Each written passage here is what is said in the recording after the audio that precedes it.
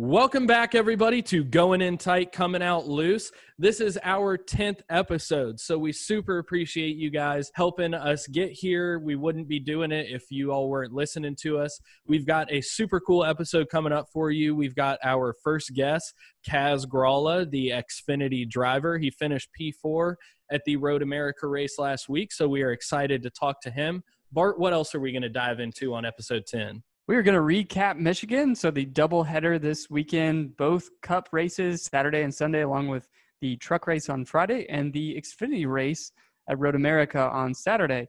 We're also going to talk a little bit about the playoffs, the upcoming schedule, and who you should put on your fantasy lineup. But that's not all.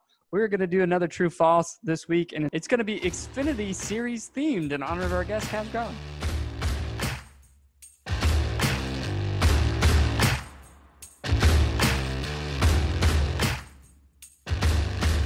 Welcome to Going In Tight. Freaking tight.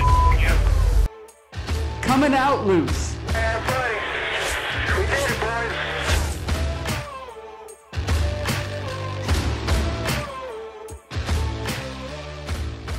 Alrighty, everybody, we've got Kaz Grala here with us. Thanks for joining us today. Kaz, we wanted to give you a big congratulations on that P4 finish at Road America this past weekend. That was a crazy race, wasn't it?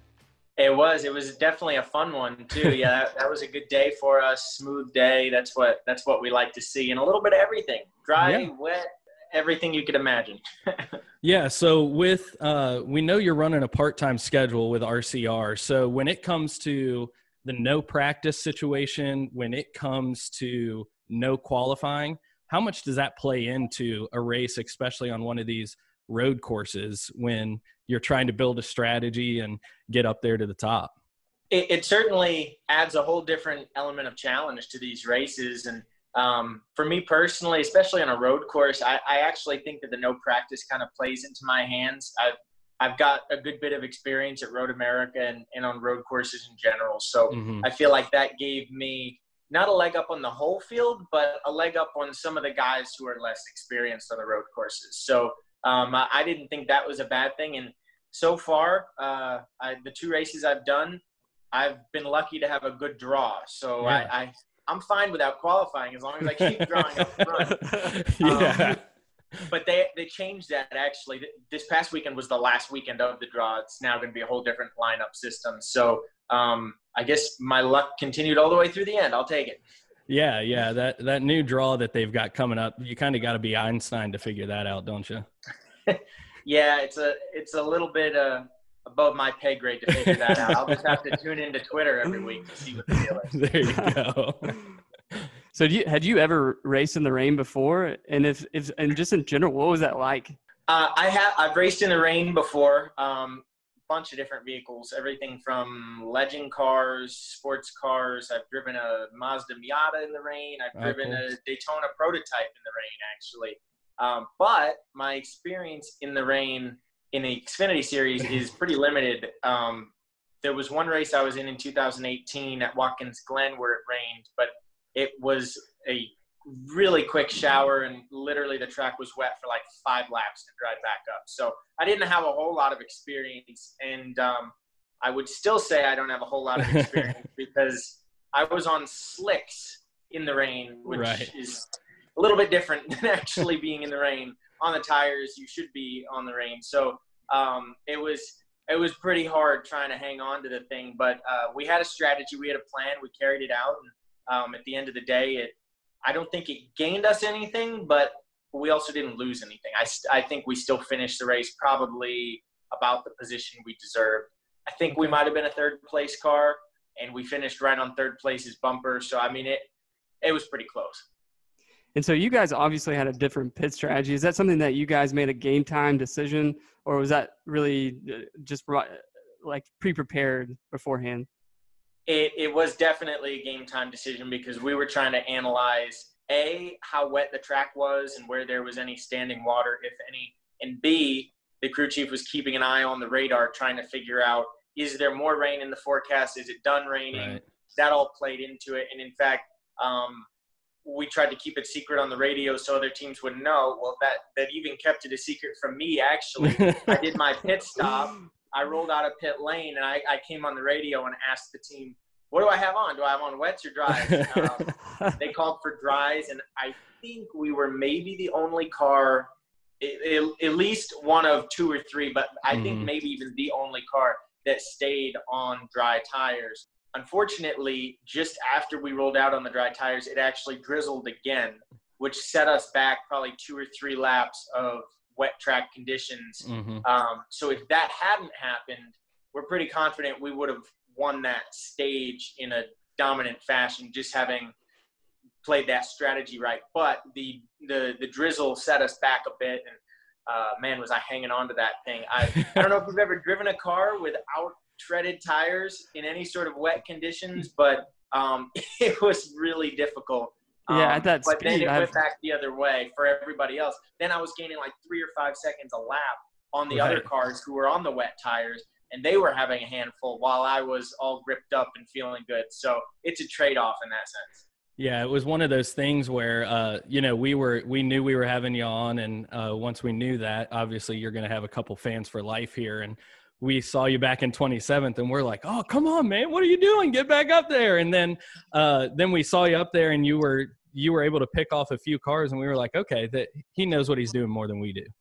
Yeah, well, you and I were both worried when I was back in 27 because depending on how cautions flew, or if it were to have rained again, we could have been in major, major trouble. But luckily, the way things played out were not quite how we had hoped, but close enough to where we held serve and still were able to have good track position going into the third stage. Awesome, man. Well, congratulations again on that.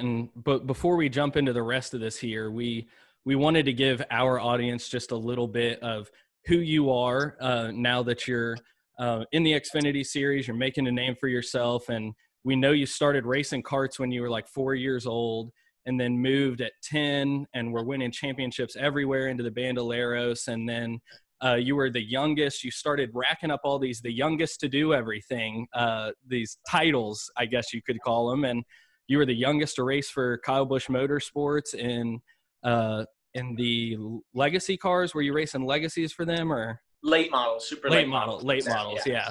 Late models for Kyle Busch. And then you went to Daytona in the truck race and were the youngest pole sitter and the youngest winner. And then that got you to be the youngest ever to start in the NASCAR playoffs. So eventually you're going to start getting older here, and you're going to stop capturing all these youngest titles. Is that something that creates a little bit of pressure for you as you're going into the next series, that you've had this success, or is it something that gives you drive that you can succeed as you get to another series?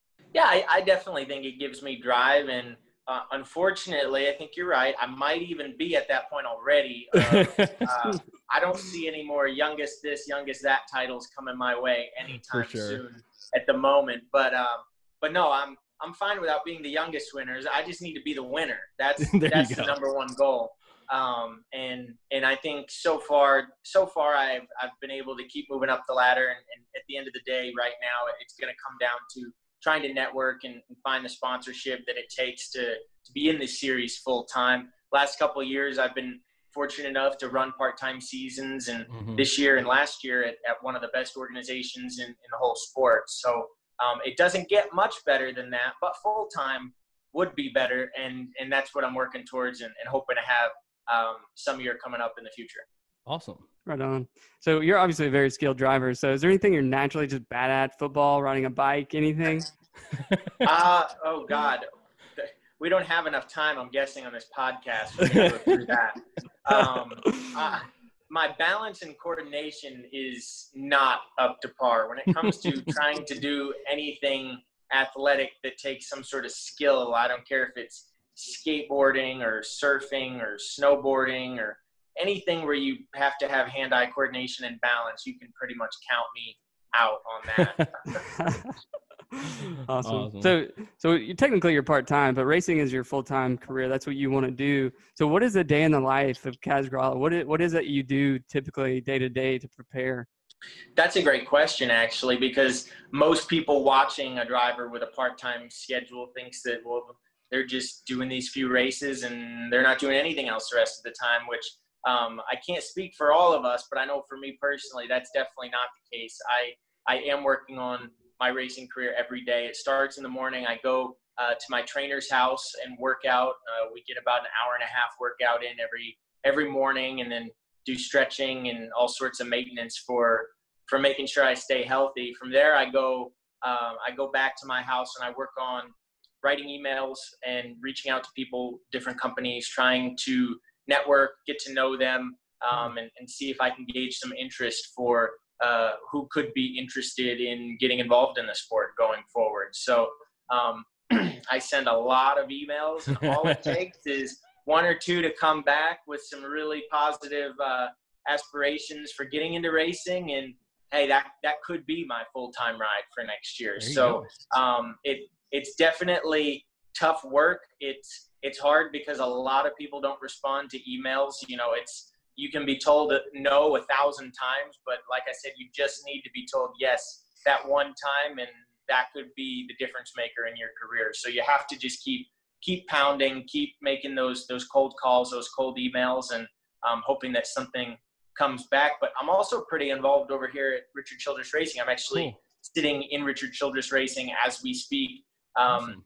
One of my teammates, Earl Bamber, he's racing in the number 21 car this weekend at the Daytona Road Course. Okay. He's in the next room over on the simulator, and I'm here helping to coach him. So you'll see me around the shop all the time, less now with the pandemic affecting the work schedules and such over here. But every day of my life from when I wake up to when I go to sleep is still centered around racing and trying to figure out how I can move myself forward in this industry. Yeah, awesome. And we know you're from Boston, and we obviously said you got your start super early. Was there somebody that drove that passion for you? Was there a driver, or was it somebody in your family that spurred you on to like stock car racing, or was stock cars always the dream? Stock cars were not always the dream. In fact, racing in general wasn't always the dream. Early on, it was just something fun to do. I didn't really look at it as a career or necessarily a dream or passion. When I was really little, I was 4 years old, I was playing every sport like a lot of little kids do, just to kind of see, what do I like? What am I good at? And racing is not your typical sport to try out, and especially not being from Boston, Massachusetts. It's not very big up where I'm from. So to answer your question, my dad, he did used to race. He raced in sports cars, which is now the Daytona prototype class in the IMSA series. So he's the one that kind of introduced me to it at first, but I can't say him or anyone else is really who drove my passion. Truly, just being in the race car, go-kart, whatever it was at the time, being in it and in that competition, that's what drove me. So it was it was motivation and determination from inside, just personally, really loving doing this.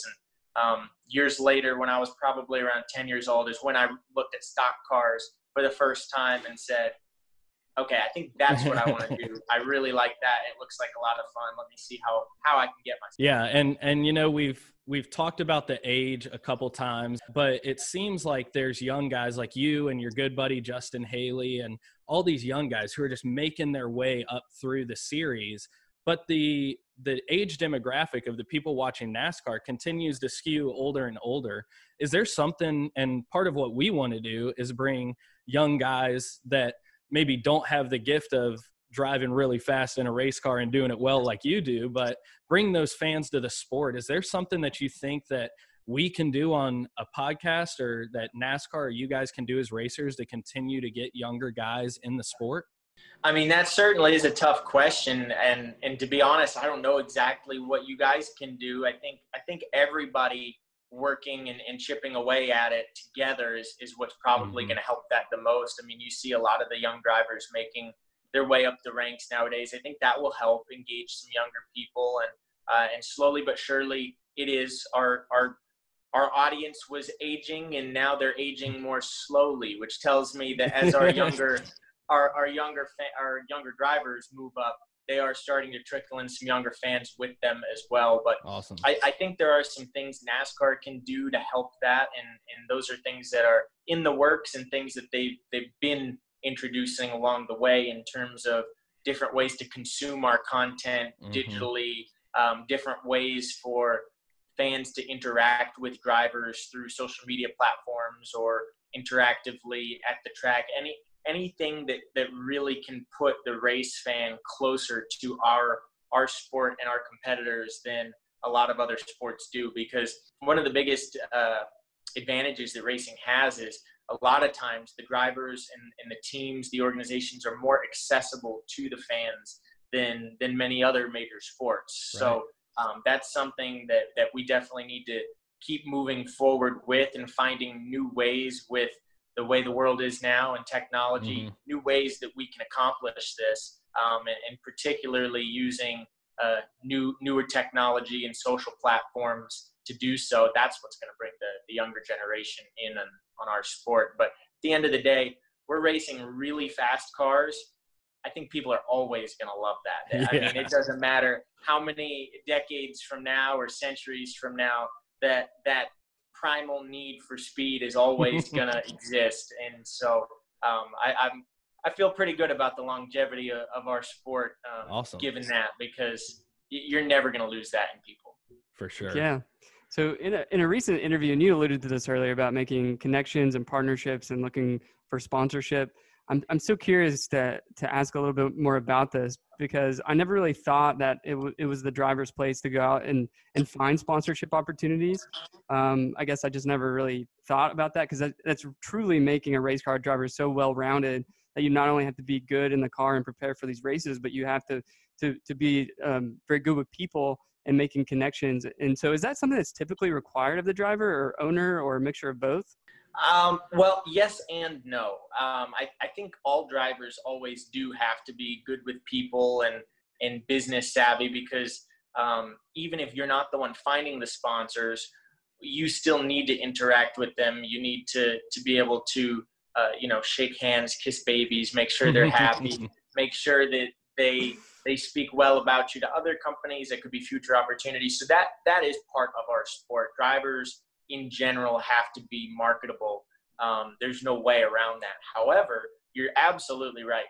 Most of the time, drivers are not actually the ones finding their own sponsorship. And even if a driver brings the sponsor to a team, usually the driver isn't the one that found it or reached out to them. Someone on their personal team, not race team, but on their payroll, or someone that they're working with, is the one who captured that sponsor for them, and the driver brings it with them to the team. Okay. Me, on the other hand, I don't have a team of people. I don't have anybody on my payroll that's helping me find sponsorship. And frankly, I've always been a believer of nobody's going to put their heart into it and their effort into it for you more than you will for yourself. I mean, you can have as many people as you want working on your sponsorship, but at the end of the day, I'm the one that's going to be most passionate and most caring about making sure that I make these connections, because it's my own career that's on the line. So I do think that I might be one of the only young drivers currently making their way up the ladder who's doing that themselves. But you kind of alluded to it. I think it does make me a more well-rounded driver, more well-rounded person in general, and frankly helps me prepare. If I ever don't make it in racing, I'll have to be business savvy. I'll have to figure out some other way to make money, some other job. So having this life experience and knowing how to be in meetings and how to initiate the conversation and everything that goes along with the work that we do, I think that it definitely helps me get an education in life. I was accepted to college, to Georgia Tech for engineering a couple of years ago, and I deferred that to chase my dream here in NASCAR. Well, I feel like I'm getting an education in a lot of different aspects of life here, even though I'm not currently enrolled in college. But that's something that could be on the back burner. Someday I could go to college, but right now I'm learning plenty every day, and I'm happy with it. Yeah, you're kind of a businessman and a driver, and we saw that you got into Georgia Tech. That is no small feat. So to put that off, you got a lot going for you, not only in the business sense, but an engineering degree from Georgia Tech sitting on the back burner isn't a bad option either, brother.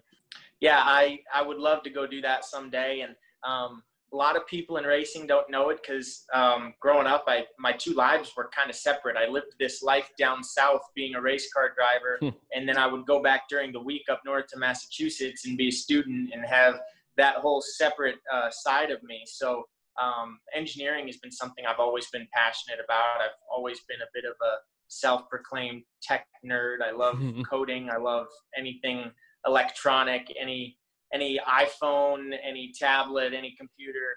I'm all about that stuff. So that's definitely a career path that I've got that I can go to at any time. But the bottom line is, since I was young, this has been my dream in racing. So Cool. I want to make sure that I see this out and give it my all to try to make this work before I go to a backup plan. Yeah. So speaking of the coding, and then I'll let Bart, he's got a couple interesting questions here for you. Speaking of the coding though, what is your view on like bringing in hybrid technology? We see Formula One, we see IndyCar, they've brought in like this regenerative braking and lots of different hybrid technology into these cars. And there's been some talk about it within NASCAR. What do you think about bringing that kind of stuff in? Do you think that would help the sport, or do you think that's a place NASCAR needs to go? Or are you more of the traditional mindset, keep it like what the people are driving on the road? Well, I mean, that's a loaded question, and there's 100 different perspectives to it. I mean, at the end of the day, anything that you change on these race cars is going to raise the costs for the team, because they're going to have to do R&D. They're going to have to build it, buy it, whatever it involves. It's going to involve an investment. So that's the negative to it. The positive is a lot of the manufacturers sometimes do try to push towards some of these more technological advances. Nothing too out there tech-wise, but stuff more similar to the electronics you would see on your actual car that you drive every day, because anything that makes our cars closer to the real street cars helps the manufacturers lower their costs, because they can do a lot of the R&D on these systems and concepts on our race cars that will someday translate to the real road cars. So it's always a fight between raising costs for teams or raising costs for manufacturers, vice versa. But for me personally, I like the direction NASCAR is going, and I love these race cars. I've driven a lot of other cars. I've driven sports cars, open wheel, closed wheel. I've even done some dirt cars, you name it. And these cars here, these stock cars, are truly the most bare bones, all about the driver. There's no systems, no assists, no electronics that are going to help you or make your job any easier. It's really up to you, your brain, your right foot, your left foot, to figure out how to get this car to go as fast as it can. And I love that about our series. So hopefully, no matter what they change going forward and little things they tweak throughout the years that inevitably happen, hopefully at the core of our sport, it will remain all about trying to keep the cars as close to equal as they can and be able to showcase the drivers. Awesome. Very nice. Well, I got a couple fun questions for you. So Bart Lewis is a unique name. I've always had Bart Simpson, Bart the Fart growing up.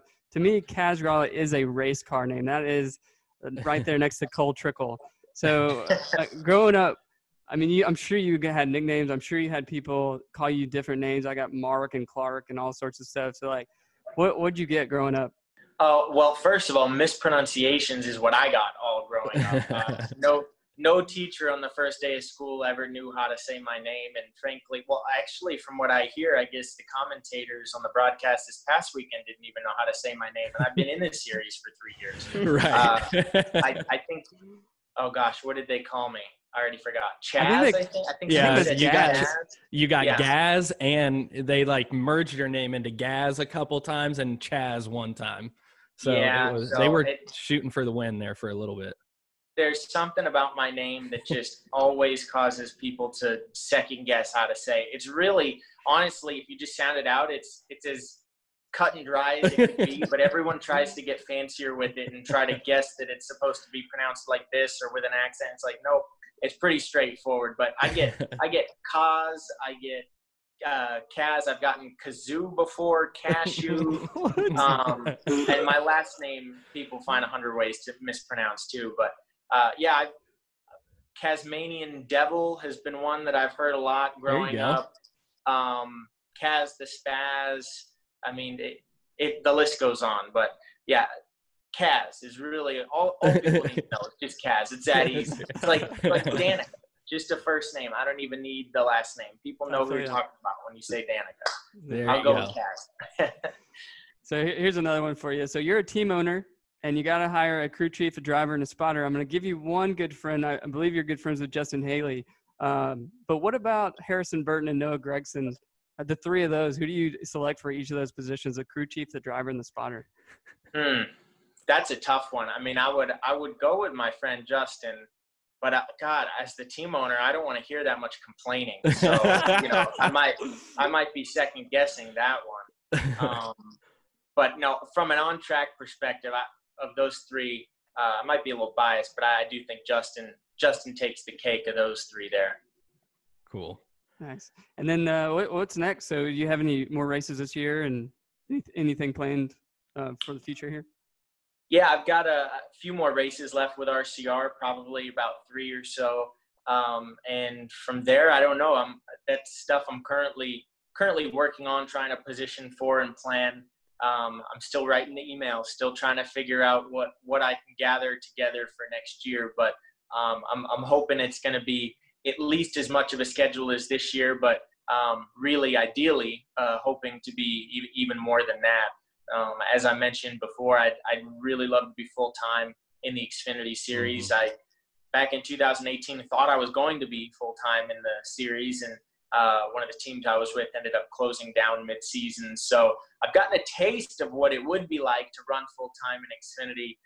And now a few years later, I'm still waiting for that right opportunity, right door to open. So I'm hoping that door will open for next year. But if not, I'll keep working on it, trying to open that door myself in a future year. Well, the odds are definitely in your favor. Hats off to you sure. for going at it and trying to get a sponsor on your own. Yeah, you got two big advocates over here. Thank you. Yeah. So I'll leave you with this parting, I guess you could call it a shot. You did an interview a little ways back. You did a Q&A, and they asked you who you would most likely punch in the face, and you said Justin. Have you had to stoop so low yet? Has he gotten out of line yet? No, not yet. I have not punched him yet, but it's coming any day now. He's always got it coming. All righty. Well, as I said before, man, we really appreciate you coming on. Congratulations on that P4 finish. We know you'll put it in victory lane soon here, and you got two fans for life right here, bud. So we really appreciate you coming on. Thanks for having me. I'll be on anytime you guys want.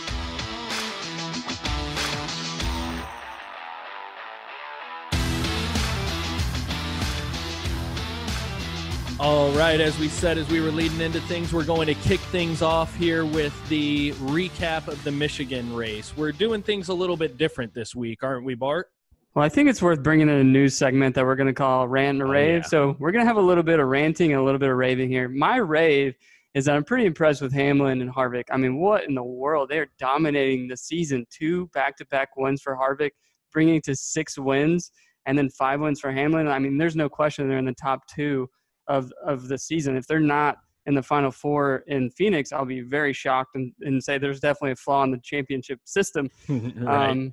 Another thing I liked is the cone roll. I thought that was really awesome to see drivers pick strategy, have to do it last minute. They couldn't have a crew chief really in their ear telling them one way or another what they should do because they don't know whatever everybody else is going to do. So it's a game time decision. Which line you're going to take? Everyone wanted the top line, so people took that top line, and you just left the door open for anybody to take the bottom. I mean, we saw Chase Elliott go from like 8th to like on the front row. So it can really shake things up very quickly. And then hats off to Bubba. Bubba Wallace, top 10. I think he got maybe P7. So really, really nice job for him. He's really showing up in some equipment that's not top 10. So hats off to him. What do you got to rave about? Yeah, well, I want to rave about the fact that we had a back-to-back weekend. These back-to-back weekends have showed out so far. We had the weekend at Pocono. We had Michigan, obviously, this weekend, and we're going to get back-to-backs at Dover here in a couple weeks. So I've got to rave about the back-to-back. One thing that they've done is they've taken, although they called both of these the Fire Keepers and Consumer Energy 400. They shortened both of these races to 312 miles. One thing that you and I have both talked about is it is just agonizingly painful to watch a long race. They did a great job of shortening these races. It made it way more competitive than we could have seen. Like you said, we got to see some great battles between Denny and between Kevin Harvick, and then we got to see some good battles back in the pack for those playoff guys. We saw good battles between some of the Hendrick drivers, William Byron and Jimmy Johnson, back in the middle of the pack trying to get some points. Reddick was trying to get some points and had a good day and a bad day with the back-to-back. So really like the back-to-back. I also really liked what Chase Elliott did this weekend. He has really shown that he can drive at on a number of different surfaces and courses and lengths. He's got the win at Watkins Glen. He's shown that he can drive a road course. He's got wins at ovals, and he really showed that on this 2-mile distance. He's got top 10s consistently here since he's been in the Cup.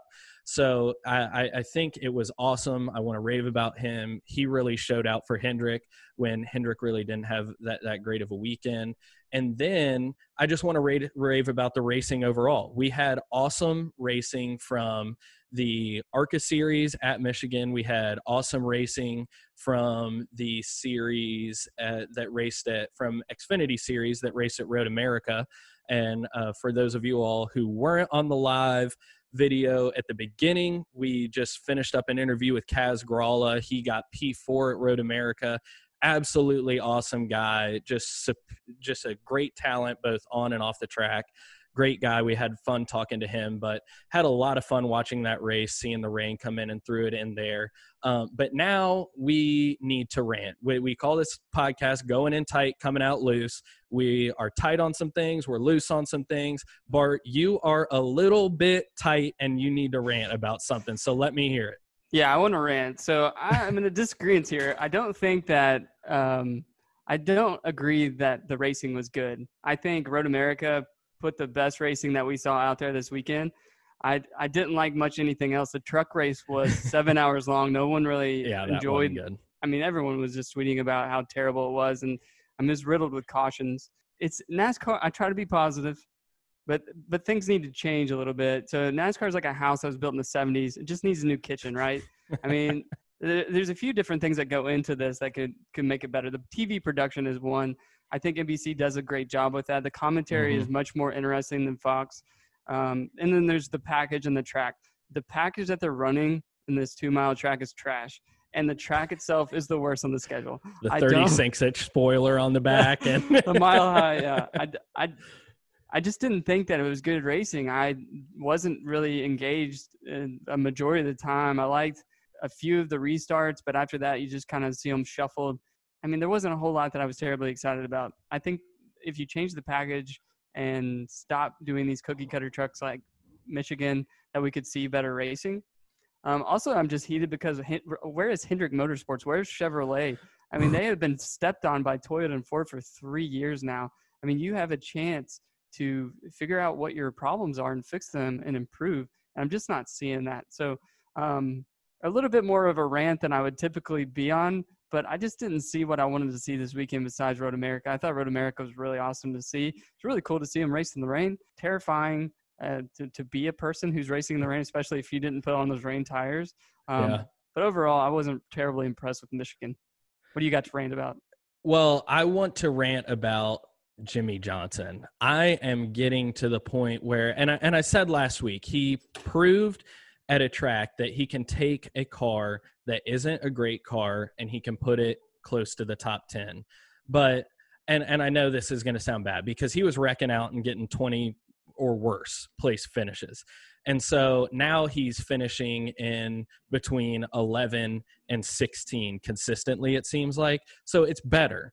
but I'm still annoyed that the 7-time champion cannot seem to overcome adversity. And he had a car. He was running in second. I walk away to get a beer and come back, and he's in 8th.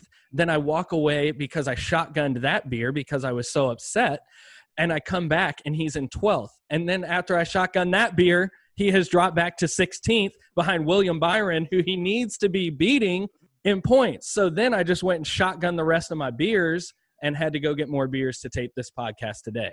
So I'm a little bit upset that it really seems like after we had that ode to the champion a couple weeks ago, it just seems like the fall off is not, like you said, 6 months, like you said with Kyle Busch. 6 months is a trend. 3 years then definitely is a trend. And that's kind of upsetting to not have him. And I'll agree with you. The racing wasn't that interesting. I did have a little bit of time on my hands. You had some other stuff you were dealing with, but I had time on my hands to watch these races and in full, unfortunately. And so I was able to see some of the battles. I think it was mainly that 5 races that was really what I wanted to rave about. It's whenever you get 5 races in a weekend, that's like mainlining racing. So that's going to be good no matter what. Yeah, you could literally sit on the couch come Friday and not move until Sunday night. There was almost 24-hour coverage of NASCAR in some way, in some fashion, from Friday with the trucks all the way through the doubleheader, ARCA, Xfinity. I mean, it was on all. And all the time. just to piss my wife off, I threw in the Formula One race at 9:00 in the morning on Sunday too. Nice. So that definitely helped. True or false? All right, everybody, it's time for another episode of True False. Chris loves it. Everyone else loves it. It's time for an episode of True False. This week, we are featuring, in honor of our guest, Kaz Grala, we are featuring an Xfinity Series True False. So, Chris, are you ready? 10 questions, True False? I'm ready as I'll ever be. Okay, here we go. Number 1, I'm going to start off a little easy for you. Okay. Austin Cindric is currently in the points lead in the Xfinity Series. Austin Cindric is this isn't currently in good. the points lead. No, this is not good. I'm trying to be more humble this week. He is not in the points lead. He is. It's true. He isn't. How is he in the points lead when Chase Briscoe has 5 wins? He's chalked up 5 wins. All right, I believe you I believe you that I'm wrong. I just hate that I'm wrong. I'm checking the NASCAR app, and it says number 1 in points and in the playoff projections, Austin Cindric, 4 wins, 12 top 5s, 14 top 10, 7 stage wins. And then Chase Briscoe with 1 more win. So he has 5 wins, 11 top 5s, 14 top 10s, and 3 stage wins. I'm just reading what's wrote here. All right. Well, it's okay. I'm allowed to be wrong, but I'm going to drink when I am. I thought that would be so easy. I don't know why it wasn't. It's gonna be a tough 10 minutes for you, Chris. All right, here you go. Here's another soft pitch to you. Noah Gragson, Justin Allgaier, Michael Annett, and Daniel Hemrick are all drivers of Junior Motorsports. True or false? See, you said them really fast there, so I feel like you threw one in there that might not be on me. No Gragson. Okay. Justin Allgaier. Okay. Michael Annett. 9-7. And Daniel Hemrick. True. It's true. Yes, all of them are Junior Motorsports drivers. Great job, Chris. Fantastic. Thank you. 1 for 1. Moving to number 3. Brandon Jones has won 2 races this year. True or false? False. It is true. He has indeed won 2 races. He gets a bad rap. He has for the past 3 years he's overhyped. Yeah, he's overhyped. He's not worthy of that ride. He's really shown up this year. It is true. He has won 2 races. On to the next. All right, number 4, throwback. Mark Martin holds all-time wins in the Xfinity Series. Yes, true. False. It is Kyle Busch with 97 Xfinity Series wins. Mark Martin is second with 49. So, yes, Mark Martin does, because Mark Martin probably won all of those while he was only racing in the Xfinity. I can't speak to that. I don't know. But we can only speculate it's true. All right, number 5. This is Harrison Burton's rookie season in Xfinity. False. It is true. Oh my God. He raced in the trucks. I know that's what slipped you up there. This is Harrison Burton's rookie season for Joe Gibbs Racing. Fine. Whew. All right. This is moving rough. on. This is really bad. It's rough. Kaz is never coming back. What He's series like- are you watching? He's like, you know nothing about the Xfinity Series. All right, number 6. Justin Haley currently has more wins in Xfinity than he does in Cup. True. Wait. He has 1 win in Cup, and he has 1 win in Xfinity. Oh, so that's a trick question. It certainly That's a trick is. question because he's a quality Xfinity driver, and he's got that one rain win down in Daytona. It's still false. That's still trash. That is trash. That's false. That is true and false. False. All right, I'll give you that. He should not have the win. You know he wouldn't have won that race if it did not rain in Daytona. Well, if you didn't like that question, you're not going to like the remaining 4. So here we go. Number 7. Riley Herbst has won 2 poles this year. True. That's true. Good job. Yes, Riley Herbst has won 2 poles. All right, number 8. Here's a long one for you. The Xfinity Series was originally called the Coors Light Late Model Sportsman Series. True or false? True. False. It was actually originally called the Late Model Sportsman Series from 1968 to 1981. And then comes the parade of beer sponsors, Budweiser Late Model Sportsman Series from 82 to 83, the Busch Grand National from 84 to 01 or 03, and then the Busch Series, which I've honestly never thought it was called anything other than that, from 84 to 2007. But it was called the Busch Series from 04 to 07, and then Nationwide, the insurance company from 08 to 14. Get your Nationwide cell phone today. I hope Peyton Manning's not listening. He'd be really upset. And then Xfinity, the most trash internet there is, 15 to present. Oh, man, going on the attack. Well, yeah, we're not picking up any sponsors anytime soon. Yeah, we've attacked Busch Light Apple, and we have attacked Xfinity. So, yes. Well, we'll see how that turns out for us. All right. Next question. And I noticed what you did is throw in Coors Light on there. I did. That hurts my feelings. You're trying to trick me now. It was both lazy and informative. That's really what I was going for. All righty. All right. Number 9. Only 2 active Cup drivers have won an Xfinity championship. 2 active Cup drivers have won Xfinity championship. Is that true or is it false? That is false. You are correct. 12 active drivers have won an Xfinity championship. Reddick, Byron, Suarez, Buescher, Elliott, Dillon, Stenhouse Jr., Keselowski, Kyle Busch, surprise, Harvick, and Truex have all won Xfinity Series championships. So good job there. Yeah, and that was serving it up on it. That was an easy one. I could have sworn 1 and 2 would have just been a shoo-in for you, but all right, here we go. Didn't think that was going to be the one. Number 10, throwing it back to your roots, Louisville Motor Speedway was once a track featured in the Xfinity Series. True or false? True. That is true. In 88 and 89, Louisville Motor Speedway was featured as an Xfinity track. Nice. Well, I finished a little bit stronger than I started there. Yeah, the final 2, you got those. So all in all, you got 5 out of 10. So 50%. Good. That's an F if you're in school, but, we'll chalk it up to an C- today just because we like you. Hey, that was Murray State invited me back to do it again when I was in school. All right, everybody. That was another episode of True or False. Stay tuned for the next one. True or false?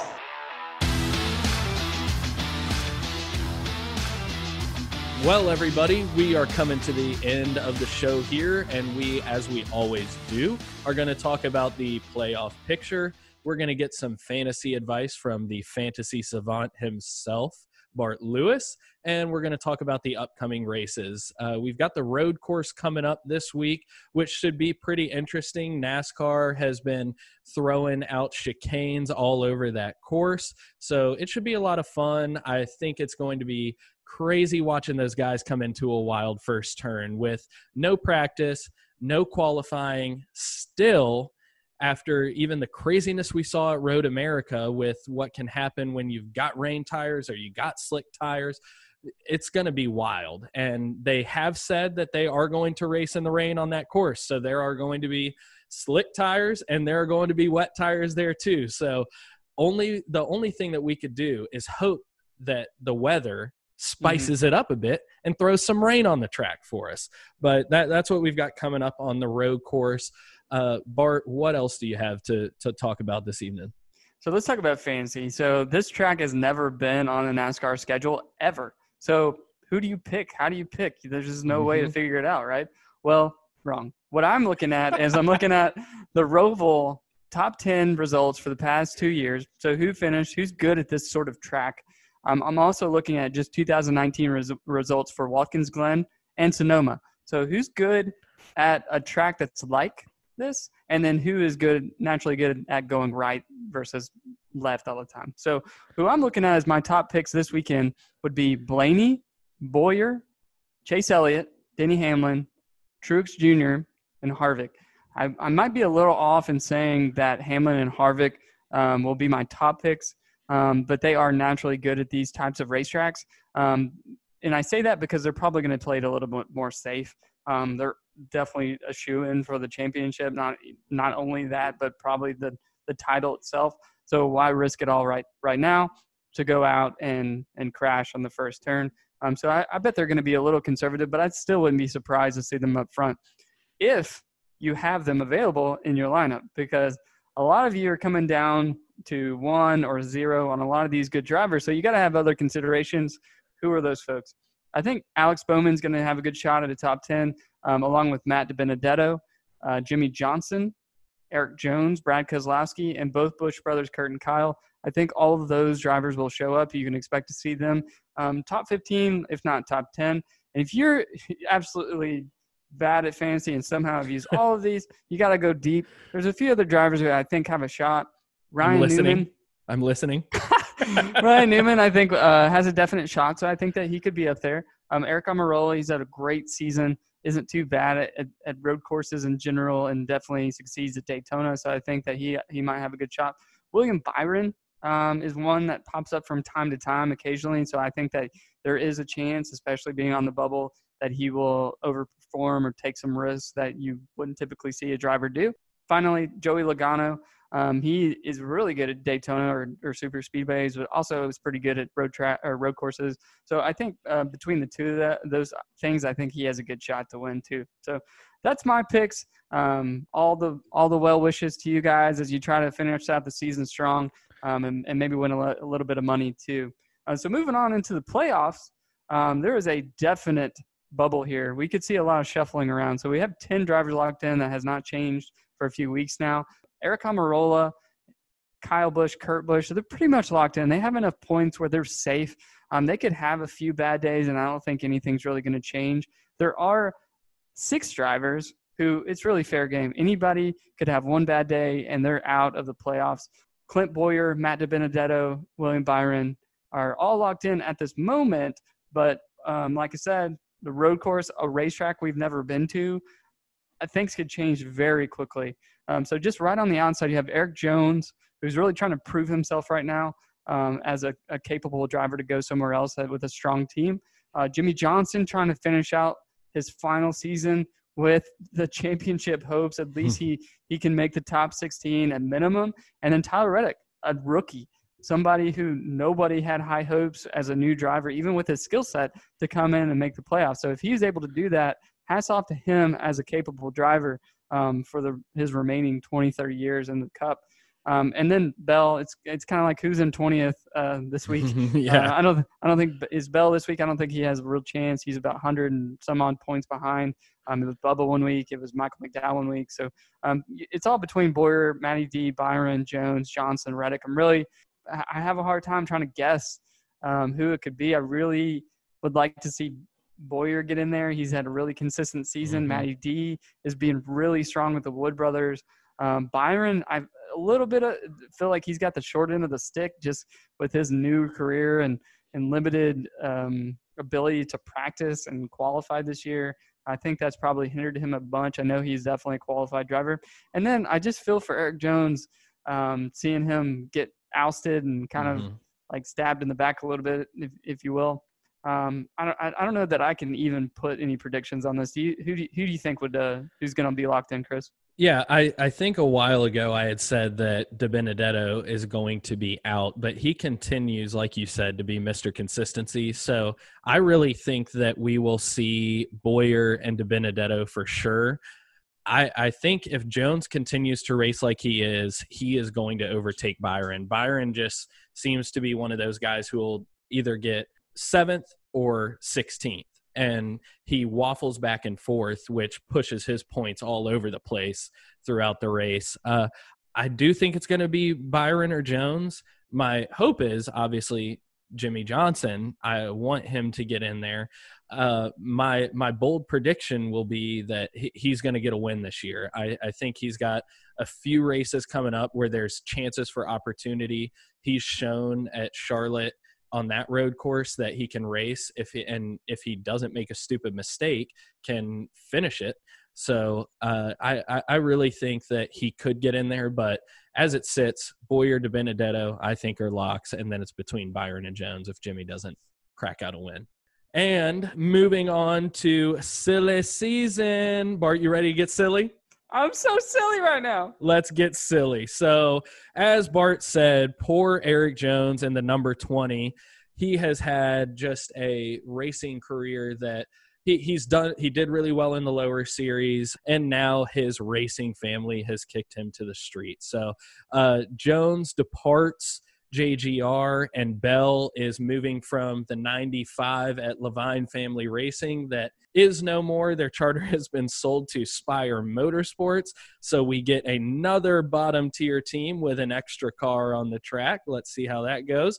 And then he'll be moving into JGR, which a lot of people expected Christopher Bell to move up there. He's, like you said, he took the who's in 20th place this week, and he's done a good job. Then we have both the 2 and the 12. Brad Keselowski and Ryan Blaney have both renewed their contracts with Penske. So that makes it look like there's not as much of a shoe-in for Cindric to move up into the Cup Series. Although, as we figured out in True or False, which I did not get that one right, but he is in first place in Xfinity, so he'll be contending for a championship. So it'll be interesting for somebody who already races for Penske, if he will, move up and switch teams, or if he will just bide some time.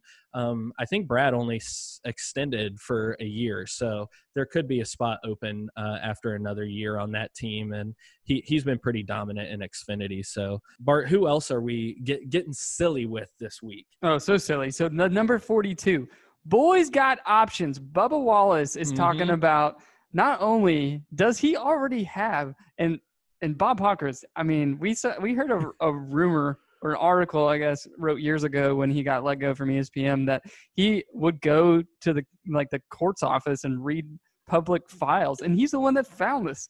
He found that Bubba Wallace already has an ownership stake, 10 to 20%, in Richard Petty Motorsports. So not only does he have that already, he has a spot if he wants it. He says the 42 over at Chip Ganassi Racing is open and available if he wants it. So he's got options. I don't think I could ever remember a driver saying, hey, guess what? It's not woe is me. We've got to figure out what's going on next year. I've got 2 solid choices, and we'll see what I decide. That's pretty locked in there. So how does that work? If he has ownership stake, did Pacris say, and you may not know the answer to this, but did Pacris say if he were to leave, does he lose that ownership stake, or is his butt planted in the 42 if he takes that and he still owns part of the 43? That's a good question, and I think it's probably just in the verbiage of his contract. I think if it works in any big company that keeps a C-suite employee, they like them enough where they want to keep them, they're going to offer them a little bit incentive to stay. So they're going to give them a financial piece of the pie there. And I think that's probably the case here too. There's probably contingencies. If you leave, you have to sell your part in it. I think we've seen it's not really publicized probably so much, but I know Jeff Gordon had a stake in Hendrick, still does. So I'm sure it's probably more well known than we know it, especially when you have these franchise drivers who they want to keep. In Bubba's case, he's just a very good driver, very marketable, and is racing for a so-so team. So they want to keep him and continue to build the team, more marketing dollars, good driver. I mean, it's a rebuilding couple of years. Basically, here in a few years, they could be a good contender. He's already getting top 10. So, I mean, it makes sense either way. I mean, he could go to a team that's already pretty good, or he could stay with one and really make something out of it. What I would hate to see is him leave and then Richard Petty go under again. So I don't know. I don't know what's going to happen there. I don't know what I would do if I was him, but it's certainly going to be interesting to see which one he selects. Other than that, you got the 14 over at Stewart-Haas. It's speculated that Clint Bowyer could retire. He is getting older. He is performing so-so. I mean, he was leading this weekend, definitely still a contender, but he's not putting up any stats that Kevin Harvick is, nor Eric Almirola. His peer, which is a rookie, has already won a race. So we shall see if he could stay. In my opinion, that's the spot for either Larson or Ford saying that we want to move Cindric up this year. So that's the place I see for him if they don't go and get what's considered the best driver in the world right now. And then one of the articles I saw come out today, I don't know if they've ever watched F1, but I don't know about that. And then the biggest and remaining spot, 48 at Hendrick Motorsports, Jimmy Johnson retiring this year. Who is going to take that? There is Corey LaJoie. He has been writing Mr. Hendrick letters. That could be an option for him. I think he is outperforming his Go Fast racing equipment. I don't know that he's Hendrick material. Another one for you, Eric Jones. So Eric Jones, while he has been with Joe Gibbs and Toyota for a good while now and had a very successful Xfinity Series, coming into the Cup, his performance has been subpar to his peers, which is Martin Truex Jr., Denny Hamlin, and Kyle Busch. If you look at his stats, he is doing very well. He does it very quietly, so you don't see any flamboyance. You don't really see him talked about. He's a sponsorship's worst nightmare. While he's squeaky clean, you do not hear or see from him very much, in my opinion. I think that he is a very capable driver. I've heard him be compared to Joey Logano. So Joey Logano also started out really young for Joe Gibbs Racing, took over for Tony Stewart, and he didn't really perform in his first couple of years the way that they expected to him just because of the hype. Fast forward years later, Team Penske, and he is dominating. So it doesn't happen overnight for all these drivers who are overhyped and had success in lower tiers. So I think the best is yet to come for Eric Jones. I'd like to see him get a good ride. He could be the most logical spot to replace the 48 at this point, given where everybody else is either extending their contract or moving in different directions. Yeah, I agree. And I like Eric Jones. I think he's a quiet personality, which is different than some of the guys we see on Hendrick. Jimmy is this, he's not this outspoken. He's not like a Clint Bowyer, but he's, an active guy. He's got his own foundation. He's a pretty active guy in the community and the racing community. I would like to see if what Eric Jones coming to the 48 would look like. And then I like Corey LaJoie. He's gotten wrapped up in his beefs with Denny Hamlin, which Denny Hamlin doesn't know it, but I've got beef with him too. So bring it on, Corey LaJoie. Look out, Denny. Yeah. What do you think? There's an opportunity for Bubba to come into the 48? I don't think so. I mean, I think he laid out his two options here. I mean, I would be incredibly shocked if he came in. I mean, unless he's trying to play something here, he's just, hey, look, I have two options. I'm going to pick one. And Hendrick's saying, oh, man, I was really hoping to get him. And I was just kind of like waiting out to see how the rest of the season happened. I got to get on it. I don't know. Okay. I mean, I'm sure he has a smart, capable team. He's a smart guy. I'm sure he's figured out what he needs to do to land a good ride. He has two good options, in my opinion. So we will see Bubba Wallace in a good car next year. I completely agree. Well, everybody, we've got 4 races remaining in the regular season. So we continue to talk about the playoff bubble and how things are heating up there 4 races remaining. We've got the Daytona Road Course this weekend, like we talked about earlier. We've got a double header at Dover, and we've got Daytona. I will tell you, I am most excited about all of these. I've got excitement about the road course because it's the first NASCAR race where I'm hoping it rains. Normally, that's not something you'd wish for. I really want to see these guys race in the rain. It's something that I've kind of enjoyed watching Formula One guys do. The Dover doubleheader, my bold prediction is Jimmy's winning one of those. That's his last win. I think he could come there, and I think he could get a win. And then, obviously, it is going to be crazy at Daytona if the playoffs stay like this. To have that as the last race of the playoffs, I think is just crazy and wild and super silly. So it's gonna make silly season better because there's gonna be a bunch of drivers on the line. It's gonna make the playoffs better because there's gonna be a bunch of spots on the line. Are you excited about any of these, Bart?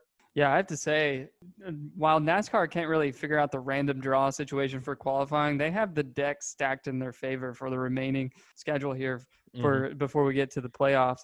And they have done that. They have strategically figured that out.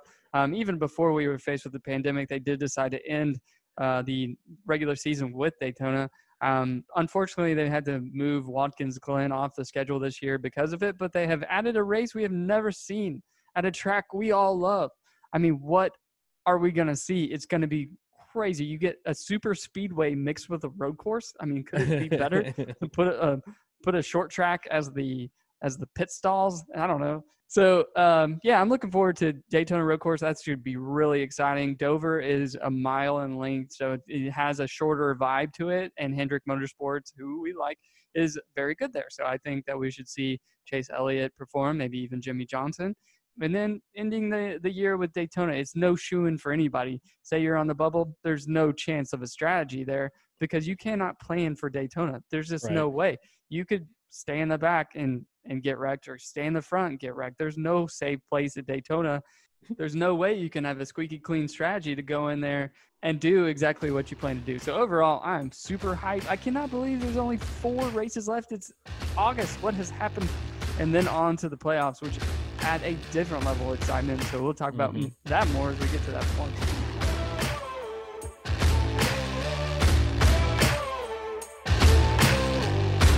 All right, everybody. Thank you so much for tuning into this, the 10th episode of Going In Tight, Coming Out Loose. A small milestone for us, but we want to give a big thank you to Kaz Grala for coming on this week. You can follow Kaz at Kaz Grala on both Instagram and Twitter, and you can follow us on Instagram and Twitter at goingintight_pod. We appreciate you all tuning in. You can also find our podcast on any major podcasting platform. That is Apple, Google, Spotify, or any others. And you can find our articles and our episodes on goingintightpodcast.com. We look forward to talking to you all next week. Thank you.